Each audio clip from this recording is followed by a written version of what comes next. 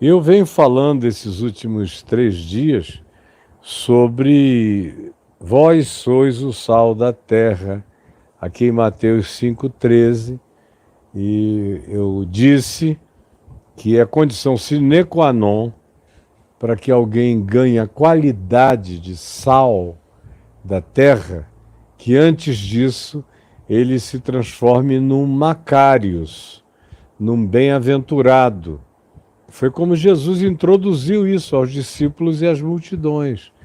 Ele começou dizendo que o significado da presença dos discípulos no mundo, na face da terra, uma significação que fosse propositiva, mutante, inspiradora, divina, provocadora, santamente subversiva, se aqueles que são discípulos dele fossem, vivessem e se postassem, se colocassem no chão planetário, no ambiente social, portanto, no mundo, sendo Macários de Deus,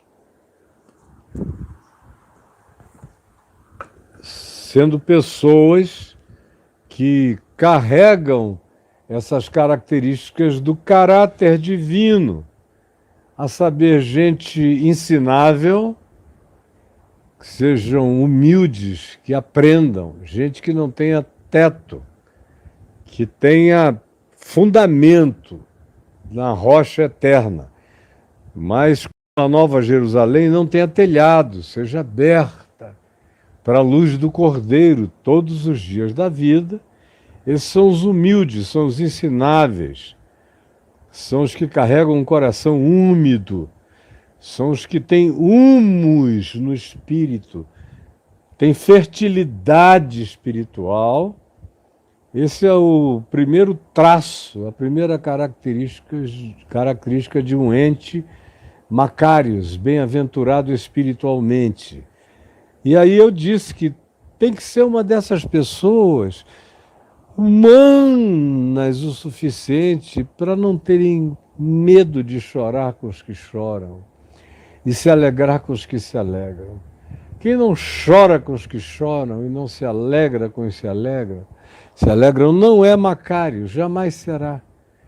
Esse ser empedernido, empedrado, endurecido, que tem esse orgulho demoníaco, satânico, de dizer que é homem não chora, que gente grande já passou da medida do choro, que isso é coisa infantil. Eu, por exemplo, sou um chorão. Eu não tenho um pingo de autovitimização, mas a dor do meu próximo me afeta sempre.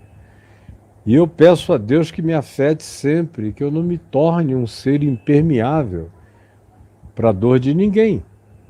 E tem um outro aspecto desse bem-aventurados, Macários, os que choram, não apenas em relação à solidariedade, a se importar, a se envolver e a não temer a emocionalidade que se vincula numa relação com o próximo, também tem a ver com algo muito mais simples, que é o fato de que o choro em si é profundamente consolador, como aqui se diz. Bem-aventurados os que choram, nesse nível mais profundo, sobre o qual eu estou falando, e você tem ouvido, mas também no nível mais básico. Eu, toda vez que leio isso aqui, só lembro de mim criança. E desde criança eu aprendi que chorar, se não fosse o choro lamentoso, de autopiedade, que lá em casa nem era permitido, autovitimização. Eu fui educado por um aleijado, que foi educado por um homem que disse: você nasceu com aleijão, tudo que você não vai poder ter em você é autovitimização. Eu vou educar você para nunca ser autovitimado. E ele se tornou essa pessoa de quem eu nunca ouvi uma autovitimização. E ele me educou do mesmo espírito, graças a Deus, porque esse é um caminho de felicidade maravilhoso. Todavia, A não auto-vitimização, preste atenção, não é nenhum impeditivo para você ser essa pessoa que se derrama em lágrimas. E eu sempre fui estimulado desde criança a chorar quando a dor era forte, a não chorar quando era uma bobagem. Não, meu filho, foi só um arranhão. Então, não aumente o arranhão porque não foi uma facada. Então aprenda os princípios da proporcionalidade da dor. Tem dor que merece um choro. Tem dor que a gente aperta a boca. Agora, tem aquelas dores que são insuportáveis e que a gente não tem que tentar controlar, porque no derramar das lágrimas vem uma consolação estranha. E eu fui aprendendo isso desde criança. Você já notou? Eu não sei você, mas eu, por exemplo, quando criança, e fazia alguma coisa errada, e levava algum tipo de punição, de constrangimento da minha liberdade para eu pensar melhor, e eu, porventura, entrasse no quarto, deitasse na cama e chorasse, ia pensando no que meu pai ou minha mãe tinham me dito. Nunca senti que eles fizeram qualquer coisa que não fosse apropriada para minha disciplina, e o choro virava uma consolação.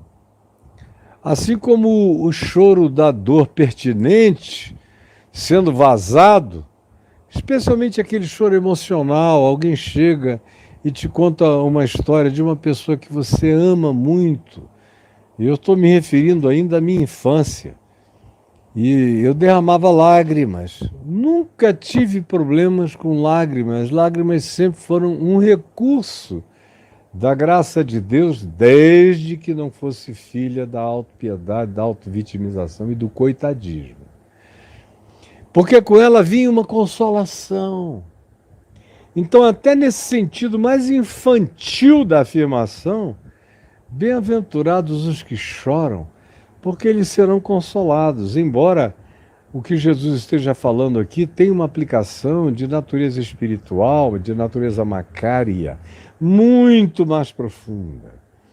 Aí eu disse dos mansos, que não são os moles, são os poderosamente autocontrolados, que têm domínio próprio, são os que colocam o seu poder, o seu empoderamento sob o domínio da consciência e não se deixam levar por pulsões enlouquecidas só porque podem, porque têm força, ou porque conseguem, ou porque gritam, ou porque no seu orgulho queiram vencer as disputas. Não. O manso é poderoso bastante para silenciar, para se retirar, para abrir mão, para deixar que eles briguem entre eles, porque no fim, quem herda a terra sou eu.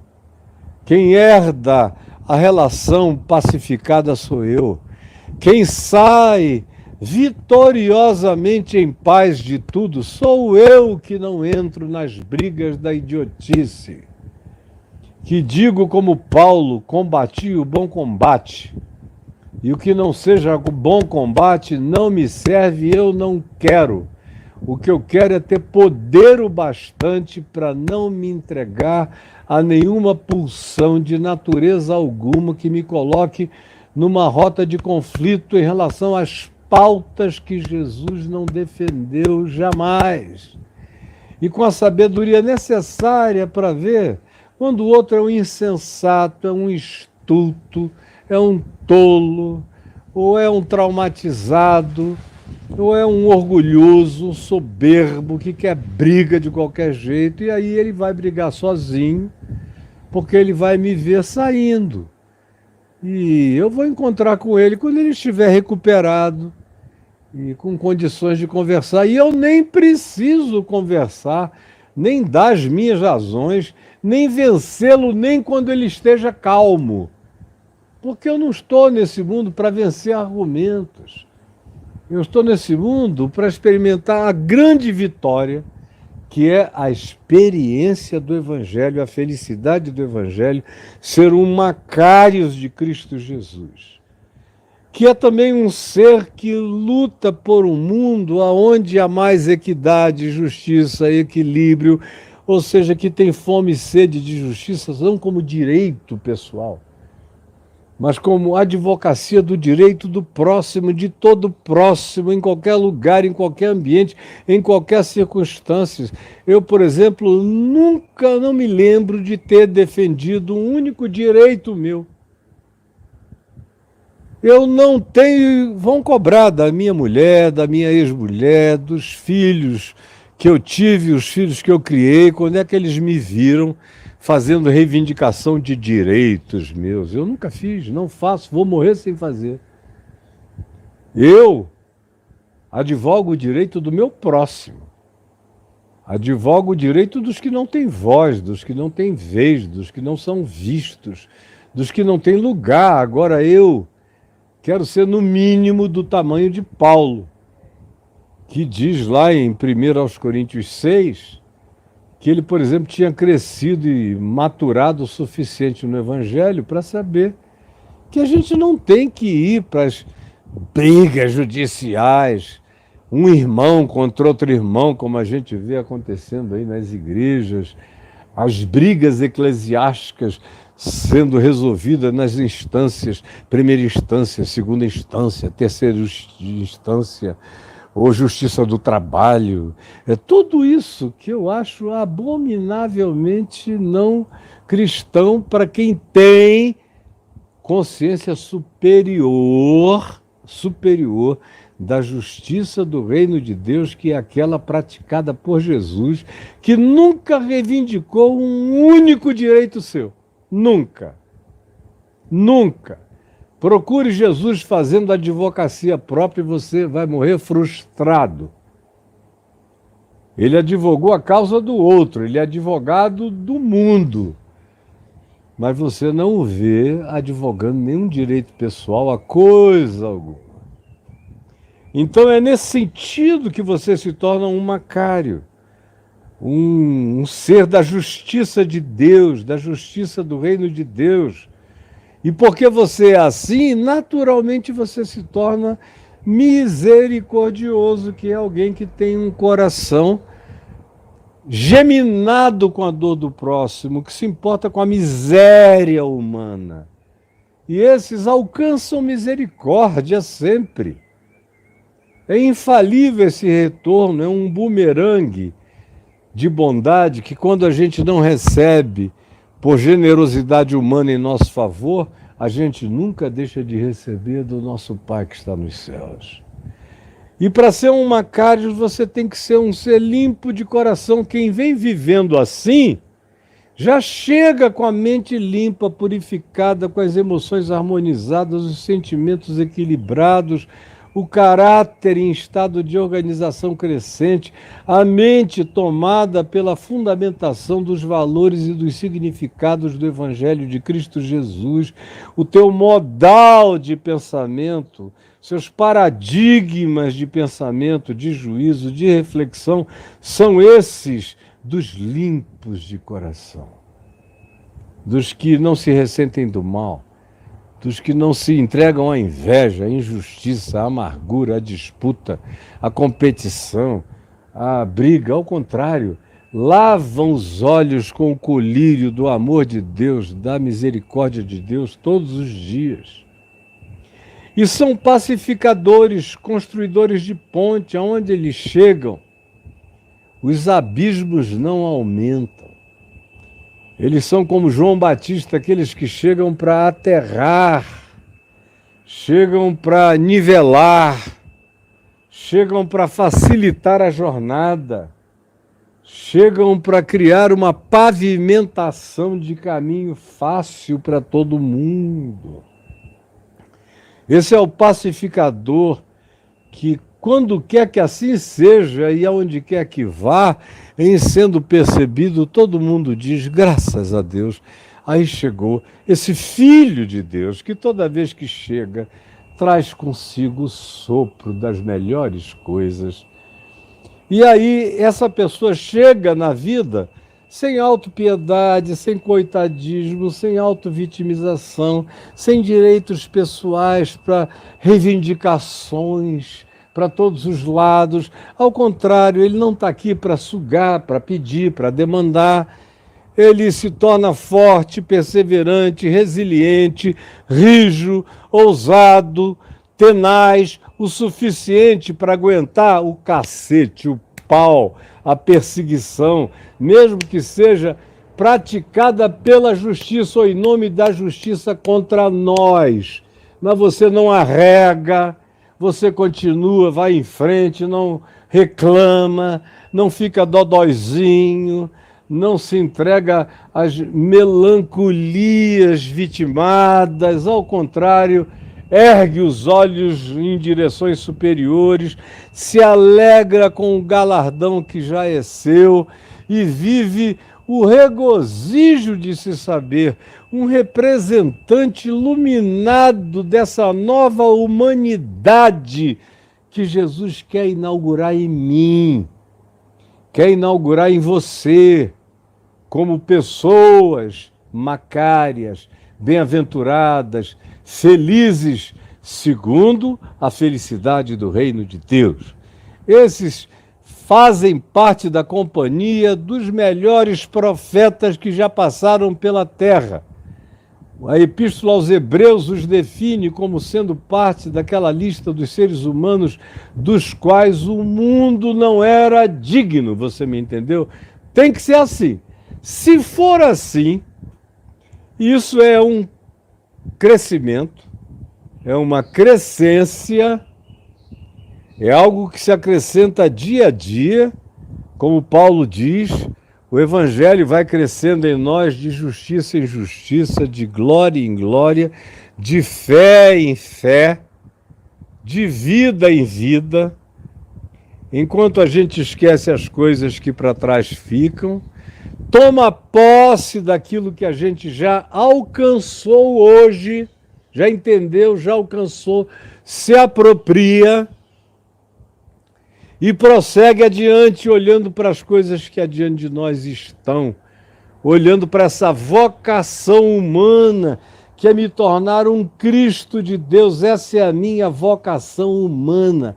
Passar pela terra é a chance que eu tenho de me cristificar no amor, de absorver Jesus na terra e me cristificar para a eternidade inteira, sendo herdeiro de todas as heranças de Cristo eterno, do Cordeiro eterno. Essa é a minha vocação. Deveria ser a sua, deveria ser a sua aspiração, deveria ser o seu direito de sonho, porque foi garantido, foi consumado, foi pago, a porta foi aberta e está aberta e não tem porteiro para fechar. Aquele que abriu diz: eu abri e ninguém fecha. Também quando chegar o dia que eu fechar, ninguém abre.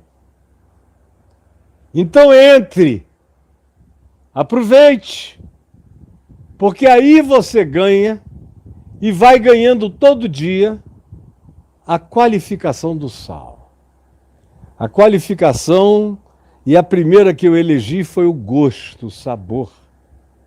A primeira característica do Salmo é essa saborização da existência. Essa capacidade de dar gosto à vida, tanto a nossa, quanto gosto à vida de quem vive conosco, de quem a gente cuida, de quem a gente cria, de quem a gente assiste, de quem a gente ajuda, a vida daqueles com quem a gente trabalha, onde a gente serve, aonde a gente se aperfeiçoa profissionalmente, aonde a gente se desenvolve em conhecimentos para se tornar mais adequado ao serviço planetário e à necessidade da sociedade humana como um todo, não apenas do gueto eclesiástico, porque eu sou um bem-aventurado em Cristo não para servir ao gueto, mas para servir ao mundo. Vós sois o sal do mundo, o sal da terra, não é o sal do gueto. Ontem eu disse que quando a gente é sal no gueto, é como um sal no saleiro. E Jesus disse que isso faz você virar uma pedra insípida que para nada mais presta, senão para ser pisada pelos homens, como é o caso do cristianismo, como é o caso do que acontece entre nós, e você reclama de ser maltratado pelas idiotices, pela burrice, pela animalidade, pela predatoriedade, pela intolerância, pela maleducação, pela arrogância, pelo seu histrionismo, pelo seu histerismo, pelo seu ódio amargurado, gritado em nome de Jesus contra os outros, e ainda chama essa energia de grito profético. Não, isso é só o grito dos deseducados, dos que nunca conheceram a educação de Jesus, a gentileza de Jesus, nunca aprenderam a ser mansos e humildes de coração com Jesus. Nunca. Por isso nunca terão gosto. Podem sair gritando o evangelho até, do ponto de vista da organização da mensagem, até com certa clareza, até com certa verdade. Mas a verdade dita sem amor se torna mentira. A verdade desamorizada se esvazia. Porque o grande validador da verdade é se ela suscita no ente verdadeiro a prática do amor. A grande validação da verdade é se ela suscita no ente verdadeiro a prática do amor. Do contrário, você é só um ortodoxo, arrogante, é um fariseu, ou da mesma laia e da categoria deles que nos cercam aos milhões e milhões no mundo inteiro à nossa volta. Mas serão um daqueles acerca dos quais Jesus dirá naquele dia, conforme Mateus 7, eu nunca vos conheci, vão embora daqui. Ou Mateus 25, eu não sei quem vocês são, saiam daqui. Nunca vi vocês nem mais gordos, nem mais magros. Para ser sal, tem que carregar essa felicidade macária espiritual do Evangelho. Do contrário, você não vai ser sal de nada. Vai ser só um mar morto, em estado de evaporação e sem vida, sem significado nenhum para a vida de ninguém. Agora, se você vai macarizando o seu ser, vai ganhando dia a dia esse contorno, essa delícia de sabor de Deus em Cristo, no Evangelho em você, você se torna naturalmente sal, aonde quer que você esteja. E aí o sal, eu disse ontem, introduzi, porque eu falei demais sobre isso ontem, e sugeri um livro que eu tenho que fala só disso, chamado Sal Fora do Saleiro, que você acha aí no meu portal caifab.net, um livro que não vai sair jamais da validade, porque ele é só evangelho.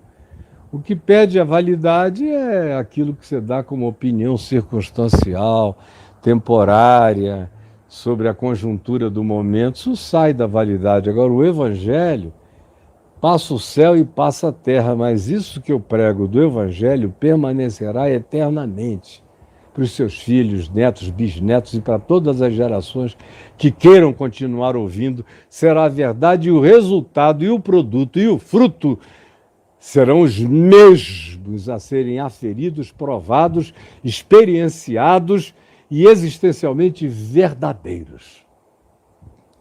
Mas além desse gosto, que só se torna realmente gosto de Deus na vida quando ele é tirado do ajuntamento do sal no sal, o que faz as coisas se tornarem apenas insípidas e imprestáveis, e a gente toca o mundo, a gente toca os outros. E quando eu digo toca, é tocar mesmo no sentido mais radical. Um dos toques mais radicais dos evangelhos nos é apresentado no Evangelho de Lucas, quando se diz de um leproso. Hoje em dia você pensa em lepra e não tem a menor ideia do significado que a lepra tinha no passado. No passado, por exemplo, na lei de Moisés, você vê que a vida do leproso era uma miséria. O cara tinha que ser posto para fora mesmo, afastado de tudo. Em alguns casos, até a casa do leproso tinha que ser queimada, porque até os fungos que podiam dar na parede da casa já eram associadas com as manchas do leproso. Hoje, cientificamente, você sabe que uma coisa não tem nada a ver com a outra, mas Moisés não sabia. Então, por uma medida profilática, até a casa, às vezes, era queimada. E nos dias de Jesus, já 1000 e tantos anos depois de Moisés, o leproso continuava sob um estigma horroroso. Horroroso. Ele tinha que sair de casa, tinha que deixar a mulher, os filhos, ninguém podia chegar perto. Quando o viam, gritavam, leproso, leproso, apedrejavam, expulsavam-no para que ele ficasse o mais longe possível de tudo e de todos. Aí chega esse leproso. E os leprosos logo perceberam que em Jesus eles não sofreriam jamais nenhum tipo de alienação. Jamais. Tem várias histórias de Jesus com leprosos. Mas eu estou falando desse caso específico narrado por Lucas, desse leproso que chega e fala de longe: Senhor, todo marcado, todo cheio de pus, todo em carne viva, todo repugnante, todo fétido, todo coberto com trapos de imundícias que colavam na pele dele, com a boca podre, com hálito podre, com tudo nele em estado de putrefação. E ele grita: Senhor, se tu quiseres, tu podes purificar-me. E Jesus não disse de longe qualquer coisa que fosse uma boa nova de cura para ele, não. Para o leproso, preste atenção, conquanto Jesus tenha curado muita gente, como diz o Evangelho de Marcos, meramente pela palavra os curava. Nem mesmo imposição de mãos era muito comum em Jesus. Na maioria das vezes ele só dizia: filho, filha, a tua fé te salvou. Põe-te em pé, levanta, anda, vai. Ele impõe as mãos, em Marcos 6,6, lá em Nazaré, sobre os incrédulos da aldeia dele, que eram tão incrédulos, que diz o texto, que ele se admirou da incredulidade do pessoal que cresceu junto a ele, porque a familiaridade faz com que nenhum profeta seja profeta na sua própria terra, nem Jesus na sua.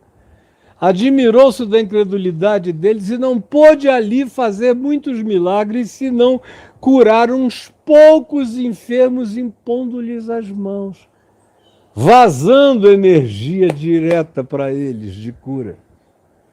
Diferentemente daquela mulher de Cafarnaum que pegou na orla das suas vestes, Jesus parou. Com todo mundo pegando nele, ele disse: alguém me tocou? E Pedro disse: todos estão te tocando. Jesus disse: não, todo mundo está me apalpando. Agora, deixa eu dizer para vocês uma coisa. Eu senti, eu reconectar em nome do Senhor. Isso. Então, está voltando aqui a clareza da transmissão. Pois bem, Jesus disse: todos me apalpando, mas alguém me tocou diferente, porque eu senti que de mim saiu poder. Senti que de mim saiu poder. Voltando ao leproso, ele grita: Senhor, se tu quiseres, tu podes purificar-me. E o texto de Lucas diz que Jesus, andando na direção dele, colocou a mão no homem, colocou a mão nas chagas. Eu senti que a minha imagem ficou aqui um pouco turva, Eu não sei se foi porque eu passei o dedo em alguma lente por aqui, Gabiru, me arranja um papelzinho. Mas Jesus não se contentou em não se aproximar. Ele foi e botou a mão, patolou a mão nas chagas do homem. Meteu a mão no pus e disse: eu quero. Tocando primeiro, ele falou depois, primeiro ele tocou. O evangelho é feito primeiro de atos, de gestos, de movimentos, de ações, de atitudes, de significados concretos. Primeiro ele foi e ele tocou, aquele que precisava ser tocado, porque um leproso precisa ser tocado para ser validado. Só depois que ele tocou validando, é que ele então disse: eu quero. Fica limpo. E o homem ficou completamente limpo do seu mal. Para ser um Macários de Deus, para ser sal da terra, deixa eu passar só aqui um minutinho, por favor. Bom, eu acho que, tomara que melhore. Para ser um sal da terra, você tem que ter esse espírito do Macários, que em Cristo Jesus é sal de verdade, se joga no ambiente, toca a realidade, se dissolve no mundo, na panela da existência. Prova que não tem medo de ser quem é e não tem medo daqueles que eventualmente necessitam da minha aproximação. Eu jamais serei o sal da terra distante das pessoas, ou escondido nesse panelão, nesse saleiro gigante que vocês chamam de minha congregação, onde ninguém tem gosto de mais nada, é tudo insípido e não prestam para coisa alguma, a não ser para fazerem mal uns aos outros. Mas se fossem todos tirados da Terra hoje, o planeta não sentiria falta de praticamente nenhum de vocês.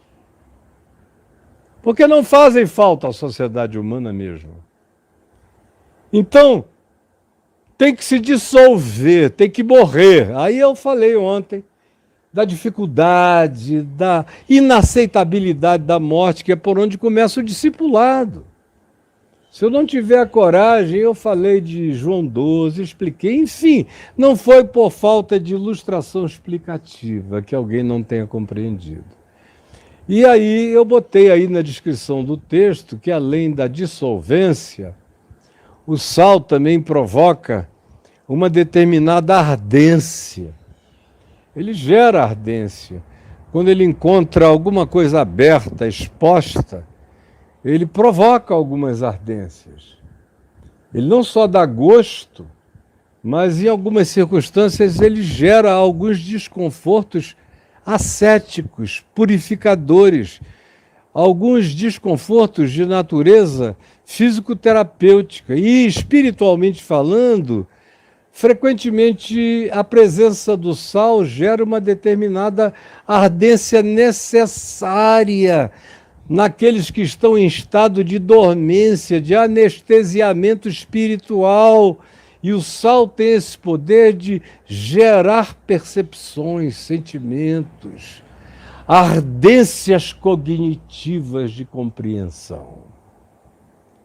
E aí eu acrescentei, além da ardência, o elemento da preservação, que na antiguidade era fundamental para que se tivesse comida de um dia para o outro, de uma semana para outra, de um mês para o outro. Tinha um prazo de validade, mas era assim que as pessoas guardavam alimentos no passado e nos dias de Jesus. Jesus está dizendo: vocês são enviados por mim como Macários, como gente feliz de Deus, carregando o reino de Deus dentro do coração, com esse caráter que é o meu caráter em vocês, e em assim sendo, vocês vão atrasar todos os processos de apodrecimento, de putrefação, de decrepitância humana, de desumanização, A presença de vocês vai retardar o pioramento humano. A presença de vocês vai melhorar a sociedade humana. A presença de vocês pode melhorar a legislação escrita pelos humanos.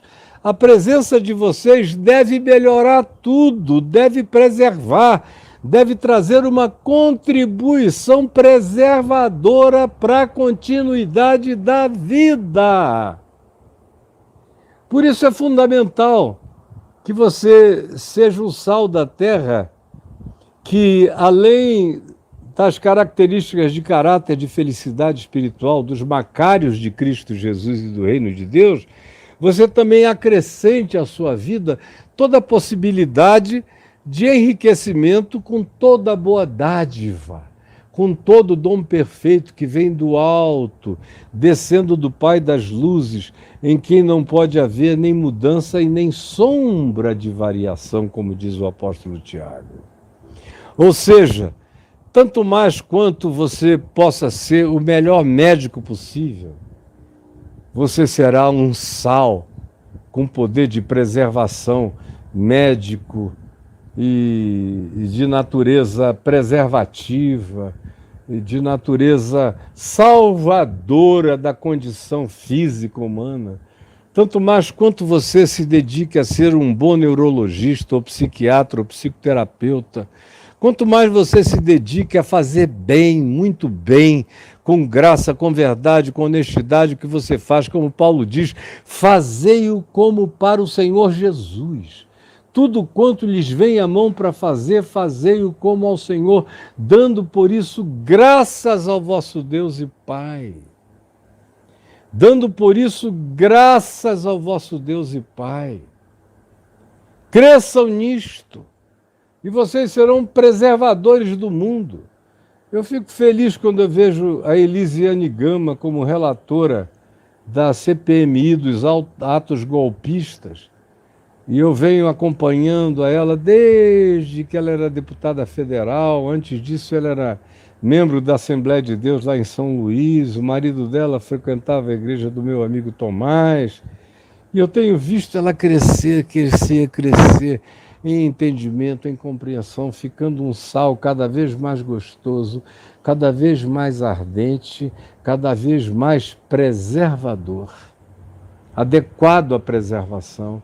Não só gente que confessa a si mesma como cristã, mas os muitos cristãos que não se confessam cristãos, mas agem como cristãos, agem conforme as pautas do Evangelho de Jesus e que são, portanto, mais cristãos do que os que se confessam cristãos e não vivem o que Jesus mandou viver.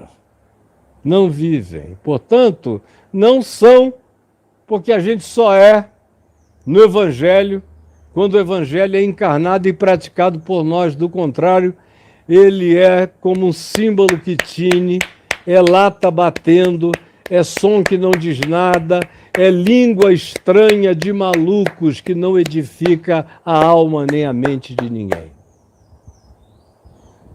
Então, dá sabor. Além disso, provoca essa ardência sensibilizante. Além disso, traz esse poder preservativo, preservador, que mantém a durabilidade do que vale a pena ser mantido, do que não vale é para ser jogado fora. Se até o sal que não salga mais é para ser jogado fora porque para nada mais presta, imagine qualquer outra coisa.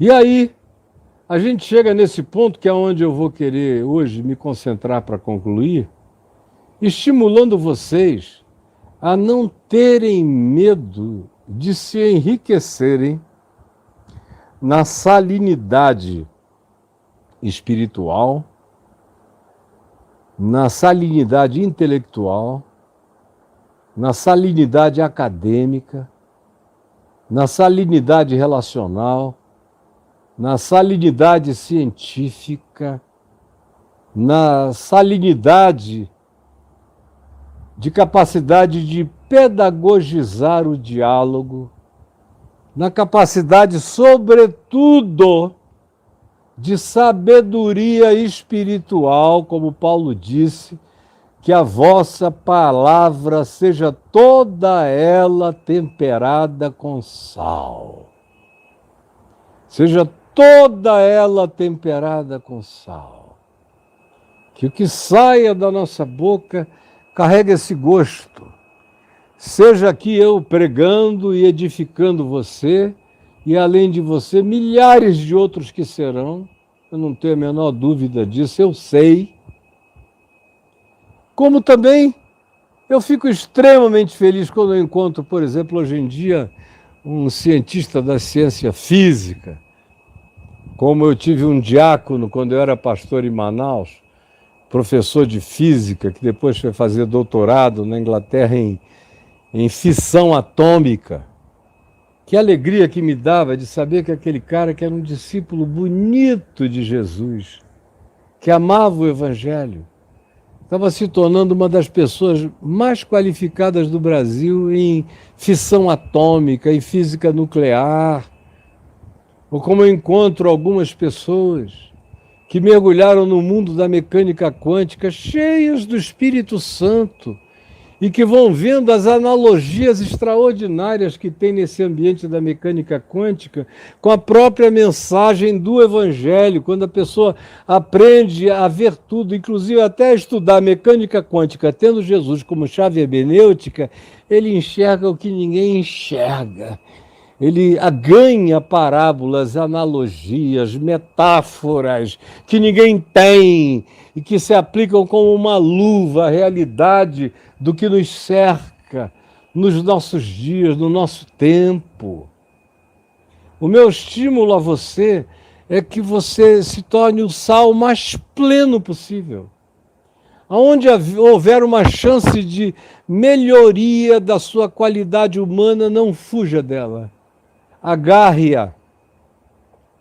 Se você ganhou 5 talentos, transforme-os em 10.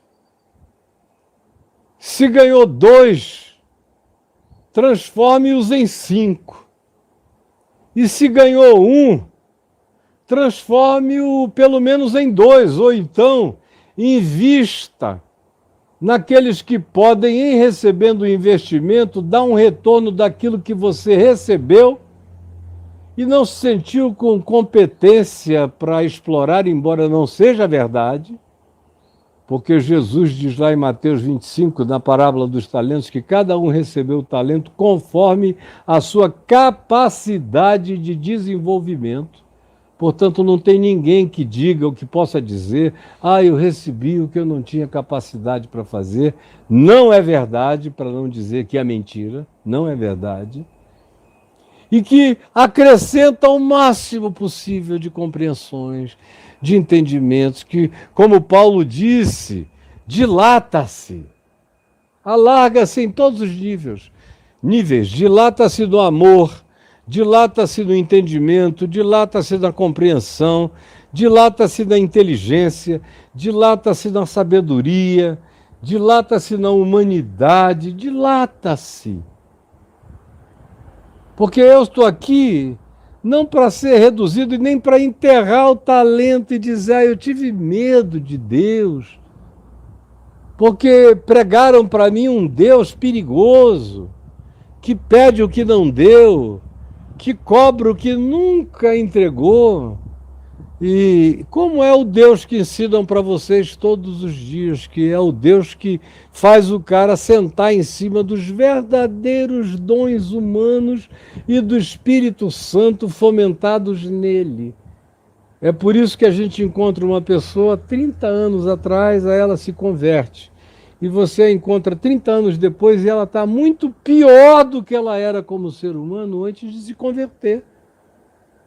É porque sentou em cima do talento que recebeu, porque compreendeu um Deus perverso, que é a cara do diabo, mas não é a cara de Jesus, o Senhor, que é amor, e que me chama para ser segundo a imagem dele, segundo o gosto dele, segundo a face dele, segundo o caráter dele. esse sabor, essa ardência, essa preservação que faz manutenção da continuidade da vida, esses elementos todos análogos ao sal, que podem estar presentes na minha existência e que me colocam como um ser em estado constante, crescente, progressivo de maturação e de saborização da vida. Você se torna uma pessoa gostosa, gente gostosa do reino de Deus, gente que aonde chega melhora tudo, diferentemente da maioria dos crentes, que quando chega mais da metade sai. Ou tem gente que diz, esse teu amigo está vindo aí, desculpa, que horas ele vai chegar? Às 4h, 15 para as 4, o cara está indo embora porque diz, eu não vou ter estômago para conviver com ele. E você fica dizendo que é o diabo que faz o cara não querer te ouvir? Não. É a humanidade dele infinitamente melhor do que você é como pessoa, que não suporta você. Porque você é insuportável e intragável na sua intolerância. Aí joga a culpa no diabo para não ter que se enxergar. Se olhar no espelho da verdade e ver que o feio é você. Que foi você que se tornou essa coisa abjeta que Jesus não chamou você para ser. É simples assim. E a minha vocação é essa. A sua vocação é essa. E disso nós não devemos nos afastar sob hipótese nenhuma. É nessa direção que a gente tem que crescer. É para sermos esse tipo de gente na totalidade do mundo. Esqueça a congregação. A congregação, você passa por lá quando ela é boa. Como eu repito há milênios. Quando a congregação é boa, faz bem congregar. Quando a congregação é ruim, faz mal congregar. Quando a congregação é ruim, é melhor sair da congregação ruim. É melhor 2 ou 3 com você do que uma multidão pavorosa. E Jesus não associou igreja a quantidades. Ontem eu estava dando uma entrevista para um repórter de uma das maiores revistas aqui do país, uma conversa longa de 2h30, mas o rapaz, querido, muito querido, eu gosto dele, mas até o repórter que não é cristão está condicionado pela mentalidade evangélica. Ele me perguntou depois de tudo, reverendo, por que no tempo que o senhor era evangélico, presidente dos evangélicos, e antes disso, o senhor andava com milhões e milhões e milhões e milhões, quantidades. E hoje em dia o senhor tem um grupo bem menor, comparado com aquele grupo. Eu falei, porque eu decidi, como Jesus decidiu. Jesus chegou ao ponto de dizer para os discípulos, quereis vós também retirar-vos? Porque o negócio do evangelho não tem a ver com quantificações, tem a ver com qualificações. Ninguém me pegou fazendo nada em lugar nenhum, fui eu que disse, eu que escrevi cartas, eu é que me desliguei, eu é que disse que não queria, ninguém me flagrou em nada, todo mundo me pediu para voltar, imploraram, até meu pai implorou, minha mulher implorou, minha mãe implorou, e eu disse não. Eu já dei 35 anos em vão para um grupo empedrado, que a palavra entra por aqui, sai por aqui, eles ficam piores ainda. Quanto mais ouvem, piores ficam. Eu prefiro viver a marginalidade dos profetas. Prefiro comer mel silvestre com plantas do campo, com gafanhotos, ou plantas que tenham nome semelhante a de gafanhotos no hebraico, tanto faz, ou no aramaico, tanto faz. Tudo isso é absolutamente irrelevante. Eu prefiro a solitude do que as quantidades absurdas que são apenas incenso para o teu ego, mas você não vê ninguém melhorar, nem a sua própria vida, nem a sua própria família, nem o seu casamento, nem a sociedade, nem ninguém. E quanto mais esse grupo cresce, pior a sociedade fica. Será que até você, como repórter, não entendeu ainda a diferença entre cristianismo e evangelho? Será que você gostaria que de fato eu estivesse ainda no mesmo lugar, para que eu desse uma espécie de garantia política de que a minha opinião poderia fazer as coisas penderem numa direção que você prefere, politicamente falando? Eu, todavia, preferi abrir mão de todos os poderes que eu tinha, e eu tinha muito poder humano, e deixar o evangelho se aperfeiçoar na minha fraqueza. Por outro lado, hoje em dia, quem me entende nunca mais me esquece. Quem me entende nunca mais é o mesmo. Quem me compreende nunca mais vive do mesmo modo. Quem introjeta essa mensagem não sabe mais viver sem ela. Isso é infinitamente mais subversivo do que você, como repórter, pode imaginar. Porque até os filhos e netos desses que são os pais das quantificações das mega comunidades e congregações, vem falar comigo como semana retrasada. Um filho de um deles, no mês passado foi um primo de um deles, no mês anterior eu recebi um convite de uma pessoa, irmã de um desses caras, querendo jantar comigo escondido para não ser visto, porque disse que não aguenta mais aquilo e que só recebe evangelho me ouvindo escondido. Eu disse, quem é que você acha que está fazendo o trabalho subversivo de Jesus nessa sociedade? Os pais das quantificações emburrecidas ou aqueles que estão trabalhando nas subversões transformadoras? Pergunte isso a qualquer revolucionário planetário e ele vai te dar a resposta. Agora, você aparentemente como repórter está querendo uma foto. A congregação serve para foto no tempo de política. Olha quantos estão comigo. Mas depois que passa, por exemplo, hoje, a bancada evangélica tem lá o número de deputados que tem, mas cada um deles só tem um voto. Não interessa se eles foram os mais votados ou isso, aquilo. Depois de eleito, sentado lá, só tem um voto. E aí tanto faz como tanto fez. Agora estão querendo voltar atrás na lei que dá a liberdade ao casamento entre pessoas do mesmo sexo. Querem fazer esse retrocesso em nome de Gênesis, Êxodo, Levítico, Número, Deuteronômio, ou qualquer coisa do gênero, meu Deus. Querem transformar o Brasil numa república judaico-cristã de Caifás e Anás e Malafás e outros seres de perversidade religiosa horrorosa. Em nome de Jesus, não! Em nome daquele que disse, o meu reino não é deste mundo. Em nome daquele que disse, entre vós não será como é no meio deles. Eu digo não. E tenho a maioria dos principados e potestades e anjos e a Assembleia Celestial e os primogênitos arrolados nos céus de pé, aplaudindo essa declaração que os céus dizem amém a ela. E o inferno estremece. E eu sei o que eu estou lhe dizendo.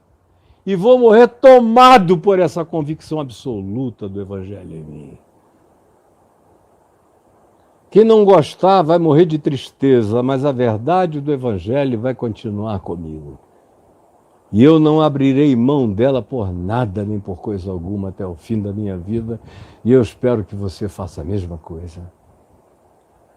Agora, faltam 2 minutos e meio para terminarmos o nosso tempo de 1 hora. E como a minha mulher vai ser examinada, ou já está sendo por um médico, eu vou terminar hoje um pouquinho antes, para que eu chegue lá e possa dar assistência a ela, mas nós continuaremos amanhã essa sequência na qual nós estamos caminhando. E eu espero que você venha comigo, porque macários são aqueles que estão me acompanhando. Macários, bem-aventurados, seja você, é você. Ao invés de ser só aquele que fica pegando curiosidades bíblicas, como tinha na Rádio Relógio no Rio de Janeiro. Você sabia que as abelhas, não sei o quê? É o que eu vejo aí na internet. Quem não está falando muita bobagem, está na base do você sabia. Que no hebraico é assim, que no grego é assim, que no aramaico é assim, mas a letra não salva ninguém. Essa palavra liberta. Essa palavra levanta da tumba. Essa palavra que você está ouvindo, eu digo porque eu estou pregando há 50 anos e vejo e vi os milhões que foram e são beneficiados por ela todos os dias. Essa palavra tira do abismo. Essa palavra faz o cara perder a vontade de se matar na hora. Essa palavra tira Satanás da mente, do coração e dos pensamentos do indivíduo e o engravida com a esperança do reino de Deus. Isso é evangelho, isso é boa nova.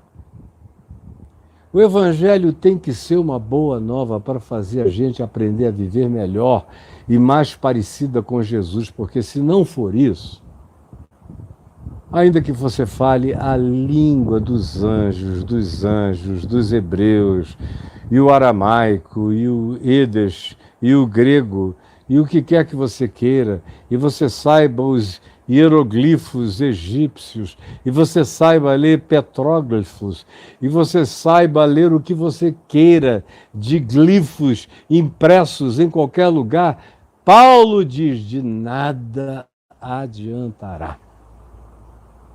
Agora, essa palavra que eu estou te dizendo, que não fica concentrada em letrinhas, mas no sentido da mensagem, ressuscita os mortos.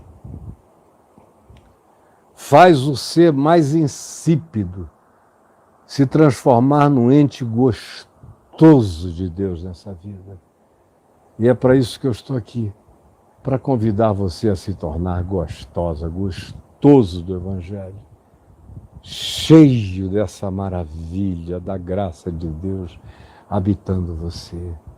Jesus, que eu não tenha jogado essas palavras ao vento, mas que ao contrário, que o que tu mesmo disseste através de Isaías se cumpra hoje aqui de novo, e que a tua palavra não retorne para ti em vão, vazia, ao contrário, que ela cumpra tudo aquilo para o que tu a designaste no coração de todas as mulheres, homens e seres humanos de boa vontade, para acolhê-la como macários humildes, sensíveis, mansos, misericordiosos, com ambições mais sublimes, com desejos mais humanos e dignos, com a vontade de praticar a perseverança do Evangelho todos os dias da vida,